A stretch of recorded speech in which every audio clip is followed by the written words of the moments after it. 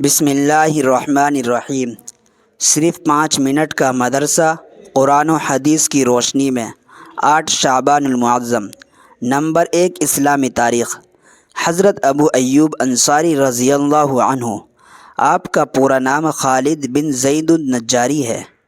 ابو ایوب ان کی کنیت ہے۔ حضور صلی اللہ علیہ وسلم ہجرت فرما کر جب مدینہ تشریف لائے تو حضرت ابو ایوب انصاری رضی اللہ عنہ ہی کے مہمان ہوئے اور تقریباً 7 ماہ انہی کے گھر پر قیام فرمایا۔ وہ ہمیشہ دین کی خاطر جان و مال لگانے کے لیے تیار رہتے۔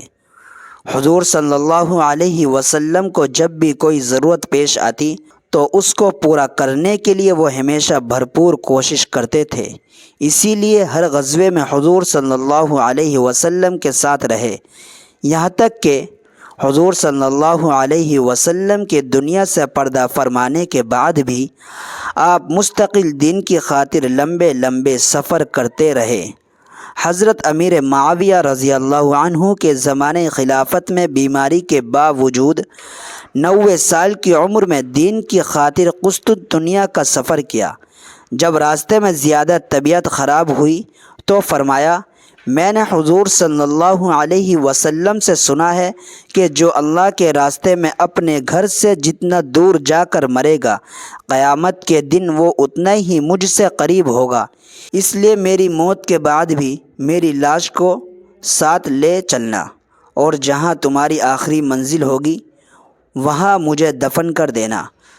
چنانچہ یہ آپ رضی اللہ عنہ کی کرامت تھی کہ کئی دنوں کے بعد بھی ان کی نعش پوری طرح محفوظ رہی۔ جب یہ اسلامی قافلہ قسطنطنیہ پہنچا تو وہاں ان کو دفن کیا گیا۔ آپ کی وفات سن 52 ہجری میں ہوئی۔ نمبر 2، حضور صلی اللہ علیہ وسلم کا معجزہ، ایک منافق کی موت کی خبر دینا۔ رسول اللہ صلی اللہ علیہ وسلم ایک سفر سے واپس مدینہ تشریف لا رہے تھے۔ جب مدینہ کے قریب پہنچے تو ایک سخت ہوا چلی۔ اس وقت رسول اللہ صلی اللہ علیہ وسلم نے فرمایا، یہ ہوا ایک منافق کی موت کے لیے چلی ہے۔ چنانچہ جب مدینہ پہنچے تو معلوم ہوا کہ ایک بڑا منافقین مر گیا۔ نمبر 3، ایک فرض کے بارے میں، زکوٰۃ کی فرضیت۔ رسول اللہ صلی اللہ علیہ وسلم نے حضرت معاذ بن جبل رضی اللہ عنہ کو یمن بھیجتے وقت فرمایا، یمن والوں کو بتا دینا کہ اللہ تعالی نے ان پر ان کے مال میں زکوٰۃ فرض کی ہے۔ فائدہ: اگر کسی کے پاس نصاب کے برابر مال ہو تو اس میں سے زکوٰۃ ادا کرنا فرض ہے۔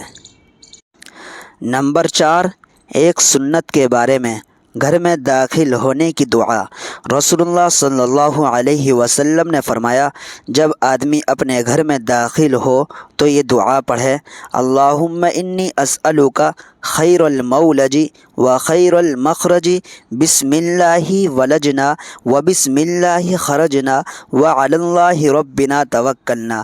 پھر گھر والوں کو سلام کریں۔ نمبر 5، ایک اہم عمل کی فضیلت، اللہ کے نام یاد کرنے پر جنت۔ رسول اللہ صلی اللہ علیہ وسلم نے فرمایا، اللہ تعالیٰ کے 99 یعنی 100 نام ہے، جس شخص نے ان کو یاد کر لیا وہ جنت میں داخل ہوگا۔ نمبر 6، ایک گناہ کے بارے میں، دکھلاوے کے لیے خرچ کرنا۔